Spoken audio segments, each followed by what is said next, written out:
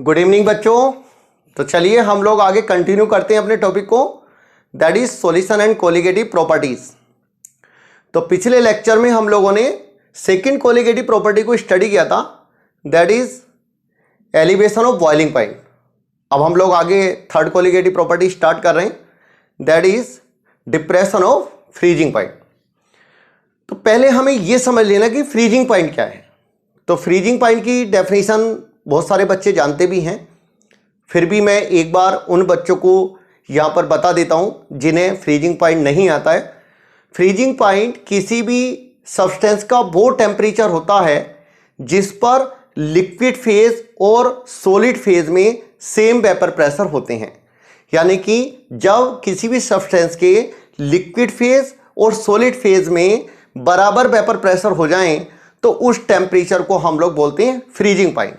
तो एक बार मैं डेफिनेशन राइट डाउन कर रहा हूं, सब लोग अपन नोट करेंगे। Freezing point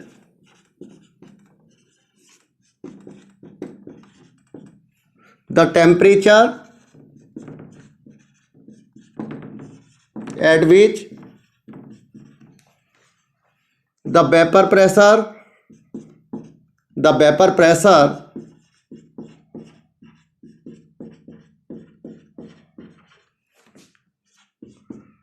of a substance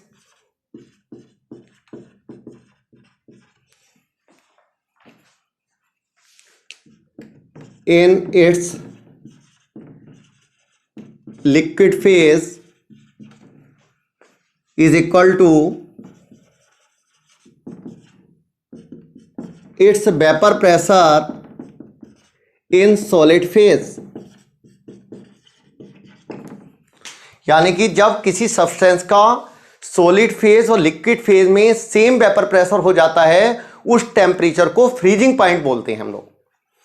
अब हम लोग फ्रीजिंग पॉइंट में जो डिप्रेशन है उसे अपन समझेंगे। तो इसको समझाने के लिए मैं एक फेज डायग्राम ड्रॉ कर रहा हूं और उस फेज डायग्राम से हमें क्लियर हो जाएगा बेटा कि अपन डिप्रेशन ऑफ फ्रीजिंग पॉइंट क्या होता है। तो यहां पर ये अपन पे यहां पर मैंने एक प्रेशर टेम्परेचर ग्राफ स्केच किया है, ये हम लोगों ने ले लिया। ये फेज डायग्राम है वाटर का, हालांकि थोड़ी सी ये लाइन जो है स्लैंटिंग होती है बट हम लोग स्ट्रेट ही बना रहे हैं। और ये हमारे पास में यहां पर इस तरीके से अलग अलग फेज हैं। ये फेज है वेपर, ये हमारे पास है लिक्विड और ये हमारे पास है सॉलिड। बिल्कुल बेटा, अब हम लोग दोनों एक साथ डिफाइन कर देते हैं। वैसे मैंने पिछले वाले लेक्चर में बॉइलिंग पॉइंट को तो अच्छे से डिफाइन कर ही दिया था उसके अंदर, बट इसमें boiling point plus freezing point दोनों एक साथ अपन एक्सप्लेन कर देते हैं।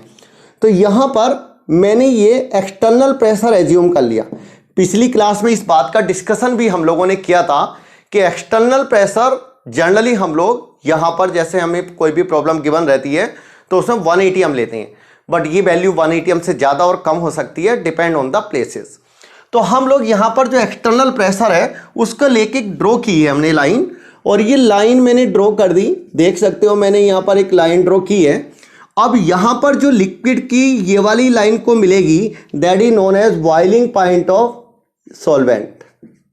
ठीक है, अब ये वेपर है, ये लिक्विड है, ये सॉलिड है।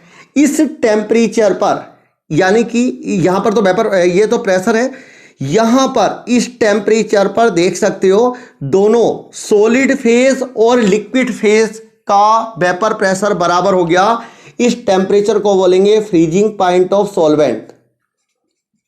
ठीक है, फ्रीजिंग पॉइंट ऑफ सॉल्वेंट। बिल्कुल बेटा, अब हम लोग इसे मैं थोड़ा सा नीचे ड्रॉ कर देता हूं।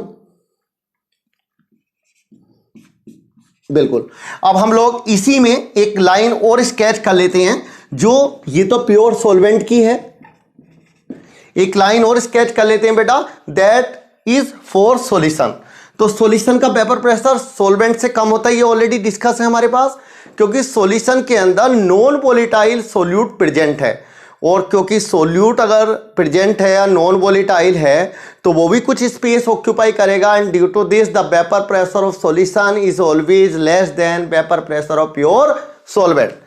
तो बेटा हमने क्या करा, यहां पर एक लाइन ले ली, ये वेपर प्रेशर, ये हमारे पास में जो लाइन है वो सॉल्यूशन की है, ये आगे। अब हम लोग इसे आगे मिला देते हैं, ये हो गया हमारे पास। तुम देख सकते हो इस वाले टेम्परेचर पर, देख सकते हो इस टेम्परेचर पर सॉलिड और लिक्विड का वेपर प्रेशर बराबर होगा और ये फ्रीजिंग पॉइंट होगा सॉल्यूशन का। बिल्कुल। तो बेटा हम ये बोल सकते हैं कि फ्रीजिंग पॉइंट जो अपन पे यहां पर सॉल्यूशन का है वो अपन प्योर सॉल्वेंट से कम है।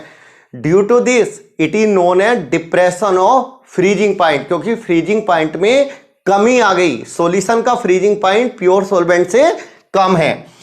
अब हम लोग यहां पर दोनों चीजें एक साथ बनाने के लिए बोले थे, तो मैंने पिछली बार भी बता दिया था तुम लोगों को कि जैसे हम लोग यहां पर अगर मान लिया बॉइलिंग पॉइंट की बात करें तो यहां पर ये वैल्यू हो जाएगी बॉइलिंग पॉइंट ऑफ सॉल्यूशन। तो यहां पर दोनों चीजें, ये स्केल पर नहीं है, थोड़ा सा इस बात का ध्यान रखना है। तो ये सॉल्यूशन का बॉइलिंग पॉइंट हो जाएगा एलिवेशन, और यहां पर अपन पे यहां पर डिप्रेशन हो जाएगा हमारे पास में जो फ्रीजिंग पॉइंट का है। तो दोनों एक साथ मैंने डिस्कस कर दिए इस ग्राफ से। प्रेशर वर्सेस टेम्परेचर में ग्राफ है, फेज डायग्राम। इसमें यहां पर ये जो टेम्परेचर होगा ये होगा फ्रीजिंग पॉइंट ऑफ सॉल्यूशन, और ये टेम्परेचर होगा फ्रीजिंग पॉइंट ऑफ सॉल्वेंट, और ये हो जाएगा डिप्रेशन इन फ्रीजिंग पॉइंट। यहां पर सॉल्वेंट का फ्रीजिंग पॉइंट ज्यादा है और सॉल्यूशन का कम है। इसका मतलब सॉल्यूशन लोअर टेम्परेचर पर फ्रीज होगा as compare to pure solvent. तो ये बात हमें डायग्राम से पूरी तरह समझ में आ जानी चाहिए कि फ्रीजिंग पॉइंट सॉल्यूशन का प्योर सॉल्वेंट से लेस होता है बेटा। अब हम लोग नेक्स्ट वाला अपन पे यानी कि अगला वाला पॉइंट यहां पर डिस्कस करने जा रहे हैं, जो थोड़ा सा डायग्राम से भी हमें समझ में आएगा। और मैं एक बात और बोलना चाह रहा था, जेईई एडवांस 2003 में एक प्रॉब्लम आई थी, उसमें फ्रीजिंग पॉइंट ही बताना था सॉल्यूशन का कि क्या होता है, उसकी डेफिनेशन बतानी थी। तो बहुत सारे बच्चे उसमें भी कई बार कंफ्यूज होते हैं, तो उस पॉइंट को भी यहां पर मैं रिलेट करूंगा। तो एक बार मैं यहां पर लिख देता हूं, when a non volatile solute is present is added in a solvent, then vapor pressure of solution decreases। ठीक है ना, decreases। वेपर प्रेशर सॉल्यूशन का क्या हो जाता है बेटा, कम हो जाता है। ये बात ऑलरेडी डिस्कस ही है कि सॉल्वेंट का जो वेपर प्रेशर है वो ज्यादा होता है, ये प्योर सॉल्वेंट का है, और ये सॉल्यूशन का है। सॉल्वेंट का वेपर प्रेशर ऑलवेज सॉल्यूशन से ज्यादा होता है। तो ये बात हमें ऑलरेडी पता ही है कि जब भी नॉन वोलेटाइल सॉल्यूट डालेंगे तो सॉल्वेंट का जो वेपर प्रेशर है वो कम हो जाएगा, और उस केस में हम लोग PSE less than P0 write down करेंगे। अब हमारे पास आया कि जब वेपर प्रेशर सॉल्यूशन का कम हो गया, इसका मतलब सॉल्यूशन लोअर टेम्परेचर पर फ्रीज होगा। इसका मतलब ये भी हो गया कि सॉल्यूशन का freezing point as compare to pure solvent कम होता है। अब मैं इस चीज को एक डायग्राम से और ड्रॉ करके बता देता हूं, उसमें जेईई एडवांस वाली जो प्रॉब्लम है 2003 वाली वो भी इंक्लूड हो जाएगी बेटा। तो जरा देखना, ये मैंने एक सॉल्यूशन का ग्राफ बना लिया, सॉरी सॉल्वेंट का, ये सॉल्वेंट का ग्राफ बना लिया मैंने, बिल्कुल। और यहां पे बेटा ये वाला जो पॉइंट है, ये पॉइंट मैंने अभी वैसे फेज डायग्राम में दिखा दिया था, ये पॉइंट है फ्रीजिंग पॉइंट ऑफ सॉल्वेंट। बिल्कुल, यहां पे प्योर सॉल्वेंट है, ये प्योर सॉल्वेंट है, और ये है फ्रोजन सॉल्वेंट, फ्रोजन सॉल्वेंट। तो इसे थोड़ा सा अपन यहां पे लिख देते हैं, फ्रोजन सॉल्वेंट, बिल्कुल। और इसके नीचे मैं यहां पर थोड़ा सा, हम लोग ये डायग्राम इस तरह का है, फेज डायग्राम ही है, और इसके नीचे सॉल्यूशन का डायग्राम है, ये सॉल्यूशन का है। तो यहां पर ये आ जाएगा हमारे पास सॉल्यूशन का फ्रीजिंग पॉइंट, बिल्कुल यही चीज हम लोगों ने अभी डायग्राम में बनाई हुई थी, थोड़ा और क्लियर करके प्रेशर वर्सेस टेम्परेचर में हमने डायग्राम बना दिया बेटा। ठीक है, अब इस लाइन, जितना ये वेपर प्रेशर में डिक्रीमेंट हो रहा है, सॉल्वेंट से सॉल्यूशन में जब जा रहे हो तो वेपर प्रेशर में जितना डिक्रीज हो रहा है उतना ही यानी कि फ्रीजिंग पॉइंट हमारे पास लोअर हो रहा है, डिप्रेशन हो रहा है। इसका मतलब depression in freezing point, depression in freezing point is directly proportional to lowering in vapour pressure, यानी कि जितना सॉल्यूशन का वेपर प्रेशर प्योर सॉल्वेंट से कम होगा उतना ही डिप्रेशन हमारे पास में फ्रीजिंग पॉइंट में होगा। तो हम लोग ये बोल सकते हैं इस पॉइंट से कि जो डेल्टा टीएफ है, डेल्टा टीएफ, एक बार पहले मैं ये भी लिख ही देता हूं कि freezing point of solvent is greater than freezing point of solution. तो हम लोग डेल्टा टीएफ क्या लिखेंगे, delta TF is defined as freezing point of solvent minus freezing point of solution बेटा। बिल्कुल। अब हम लोग एक चीज और समझ लेते हैं जो हमें यहां पर बिल्कुल अच्छे से ध्यान देनी है, वो है कि हमारे पास डेल्टा टीएफ किसके डायरेक्टली प्रोपोर्शनल है, डेल्टा पी के। डिप्रेशन इन फ्रीजिंग पॉइंट किसके डायरेक्टली प्रोपोर्शनल है, डेल्टा पी के। यानी कि जितना वेपर प्रेशर में लॉबरिंग होगी, जितना वेपर प्रेशर कम होगा सोल्यूट सोलवेंट में ऐड करने के बाद जितना वेपर प्रेशर कम होगा, यानी कि delta P that is the lowering of vapour pressure, ये किसके प्रोपोर्शनल रहेगा, डेल्टा टीएफ के। या डेल्टा टीएफ किसके प्रोपोर्शनल होगा, डेल्टा पी के। यानी कि हम लोग ये बात समझ गए इससे। अब एक चीज हमें और समझ लेनी है, जैसे मैंने अभी बोला भी था कि जेई 2003 में एक प्रॉब्लम आई थी, वो थी कि अपन जब कभी भी कोई भी सॉल्यूशन का फ्रीजिंग पॉइंट हम लोग डिफाइन करेंगे, या सॉल्यूशन में हम लोग अगर कोई पॉइंट हमें डिस्कस करना है फ्रीजिंग पॉइंट रिलेटेड, तो हम लोग क्या चीज अपन उसके अंदर बताएंगे। तो हम लोग बोलेंगे कि उसके अंदर जो लिक्विड सॉल्वेंट है और सॉलिड सॉल्वेंट है, ये देख सकते हो फ्रोजन सॉल्वेंट है ये लिखा हुआ है, ये दोनों इक्विलिब्रियम में होंगे। यानी कि हम ये बोल सकते हैं, उसमें यही बात लिखी थी कि whenever we are studying the depression of freezing point, in that case solid solvent and liquid solvent are in equilibrium. तो यानी कि हम इस बात को ध्यान रखेंगे और इस पॉइंट को अपन ध्यान भी रखें, in depression of freezing point solid solvent is in equilibrium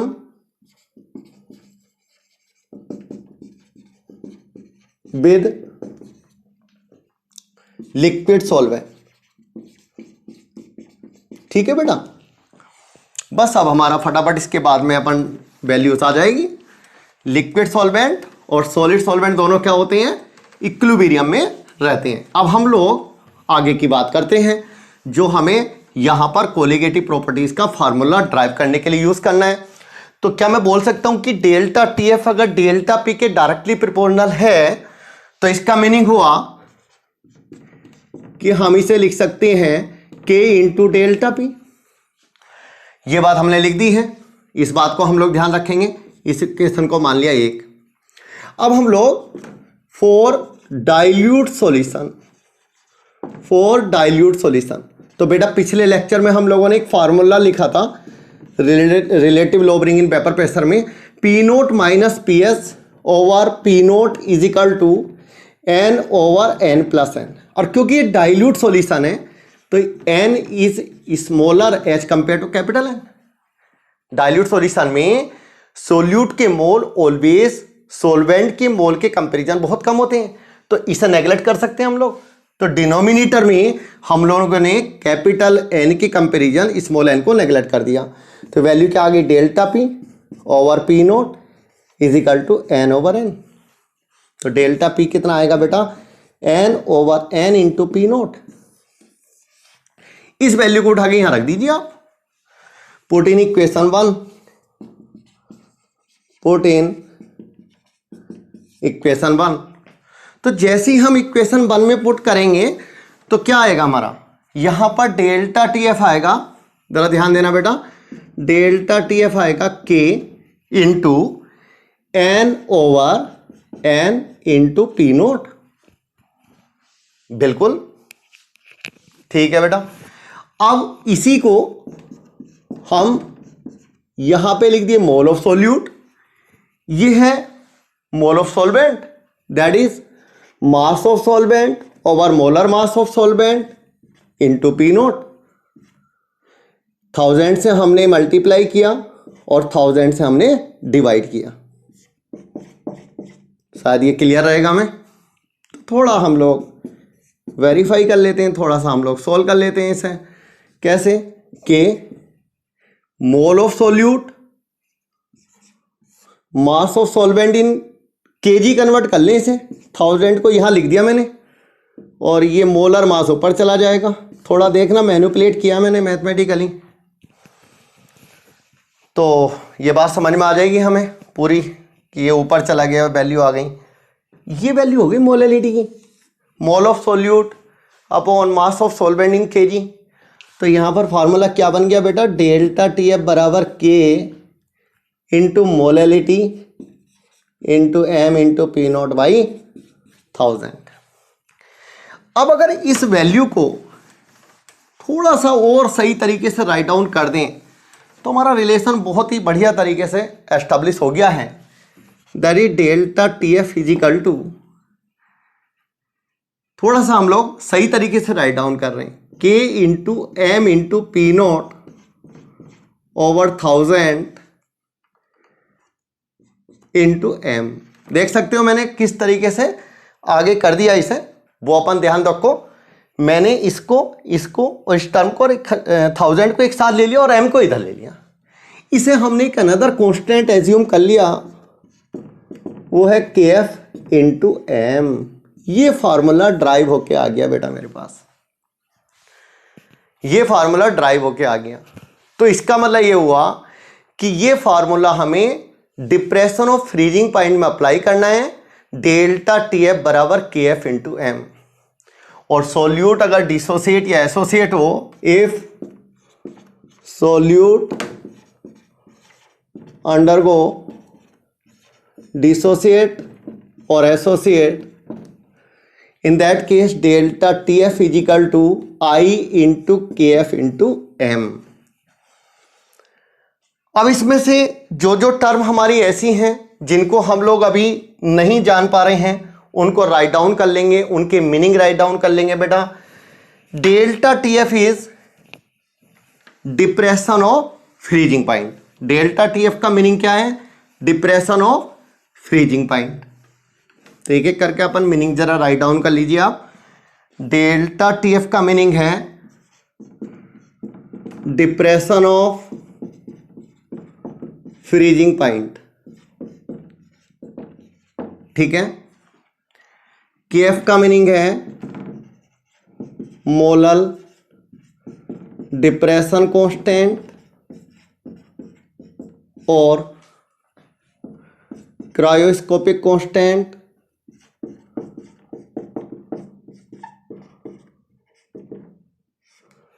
एक और वर्ड हम लोग लेते हैं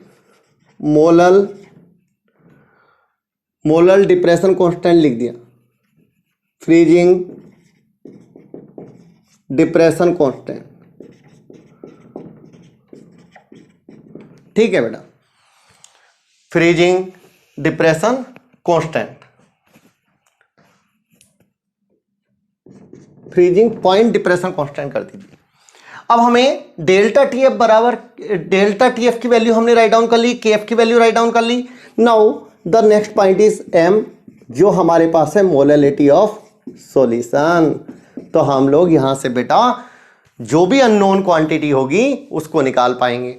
अब मैंने तुम्हें 2-3 लेक्चर तक इस बात का बार बार डिस्कशन कर दिया है कि मेन जो पर्पज है कोलिगेटिव प्रॉपर्टीज का, that is to find out the molar mass of solute. यानी कि हमारा जो मेन पर्पज है, जो कोलिगेटिव प्रॉपर्टीज हम लोग स्टडी कर रहे हैं, उसमें मेन पर्पज है मोलर मास ऑफ सोल्यूट को कैलकुलेट करना। जो हमारे पास सोल्यूट ऐड करते हैं उसके मोलर मास को कैलकुलेट करना। तो ये हम लोग सारी कोलिगेटिव प्रॉपर्टीज में यूज करते हैं। तो यहाँ पर मोलैलिटी हमें कैलकुलेशन में अपन यूज कर सकते हैं। मोलैलिटी की डेफिनेशन सभी को आती है, mole of solute present in 1 kg solvent. और हम लोग इसकी वैल्यू जो है वो कैलकुलेट कर लेंगे, या हमें गिवन रहेगी या कोई अननोन जो वैल्यू है उसको हम लोग इवेल्युएट कर लेंगे। एक हमें इसमें थोड़ा सा और आगे स्टडी करते हैं और वो है के एफ की वैल्यू। के एफ क्या है और कैसे अपन यहाँ पर यूज करना है। तो केएफ जो है वो तो मैंने वैल्यू तो मतलब ये तो लिख ही दिया कि मोलर डिप्रेशन कांस्टेंट बोलते हैं, क्रायोस्कोपिक कांस्टेंट बोलते हैं, फ्रीजिंग पॉइंट डिप्रेशन कांस्टेंट बोलते हैं। बट केएफ की यूनिट, कुछ और भी पॉइंट है केएफ के बारे में, यूनिट ऑफ केएफ। तो यूनिट ऑफ केएफ क्या होती है? केल्विन केजी पर मोल। दूसरा अपन पे वैल्यू ऑफ केएफ। हाँ बेटा एक बात और बोलना चाह रहा था मैं कि अभी मैं वैल्यू ऑफ केएफ लिखूंगा, ये एक्सपेरिमेंटली अपन पे ऐसा बोल सकते हो कि जो हमने पहले स्टडी किए हैं फार्मूले उनसे अपन कैलकुलेशन होगी, हमें इसे ड्राइव नहीं करना यहाँ पर इस जो वैल्यू मैं लिखने जा रहा हूँ। इसलिए अपन ध्यान रखें केएफ की जो वैल्यू है that will be RTF square over 1000 into latent heat of fusion. यानी कि हमें इसका डेरिवेशन नहीं करना, बस सीधे फार्मूला याद रखना है कि केएफ बराबर होता है RTF square over 1000 L into L fusion. Fusion L fusion का मतलब है लेटेंट हीट ऑफ फ्यूजन। तो यहां पर पूरा इसकी जो वैल्यू है उसे थोड़ा सा मैं अच्छे से राइट डाउन कर देता हूं। ये है हमारे पास यहां पर कैलोरी पर ग्राम और जूल पर ग्राम में। तो लेटेंट हीट ऑफ फ्यूजन का जरा ध्यान रखें, that is latent heat of fusion, और इस टाइम ये कैलोरी पर ग्राम और जूल पर ग्राम में लेनी है। और कर दीजिए। हाँ अब अपन ध्यान देंगे, आर जानते ही हम लोग, आर की वैल्यू कैसे लेनी है। आप आर की वैल्यू का ध्यान रखेंगे, आर की वैल्यू 2 लेनी है कैलोरी पर केल्विन पर मोल में, और आर की वैल्यू लेनी है 8.314 जूल पर केल्विन पर मोल में। ठीक है बेटा। अब इसमें एक चीज और ध्यान रखनी है, कई बार हमें मोलर एंथैल्पी ऑफ फ्यूजन अगर दी हुई है तो हम लोग लेटेंट हीट ऑफ फ्यूजन को इस तरीके से भी लिख सकते हैं। ये हो गया डेल्टा एच एफ, एफ मतलब फ्यूजन और डेल्टा एच मतलब मोलर एंथैल्पी। तो यहाँ पे मोलर मास से डिवाइड कर दिया हमने ये वैल्यू को। तो यही चीज अगर लेटेंट हीट ऑफ फ्यूजन की जगह अगर ये वैल्यू रख दें तो केएफ का वैल्यू आ जाएगा हमारे पास MRTF स्क्वायर। एम ऊपर चला जाएगा बेटा, डिवाइड करोगे जब इस वैल्यू को रखोगे 1000, उस वैल्यू को मैंने डायरेक्ट लिख दिया है। ये क्या है हमारे पास डेल्टा एच एफ फ्यूजन, अपन इसे बोलेंगे molar enthalpy of fusion.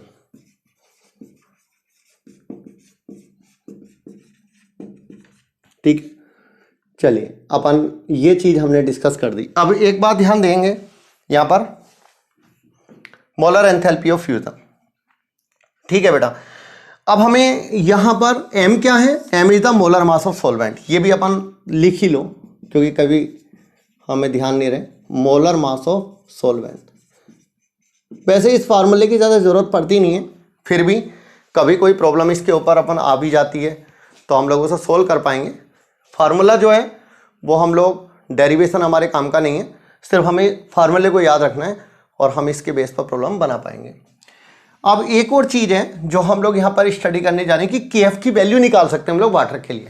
KF की वैल्यू क्या होती है, तो लिख लीजिए आप, value of KF for water. लिख लीजिए बेटा, value of KF for water. Water के लिए केएफ की वैल्यू क्या होती है।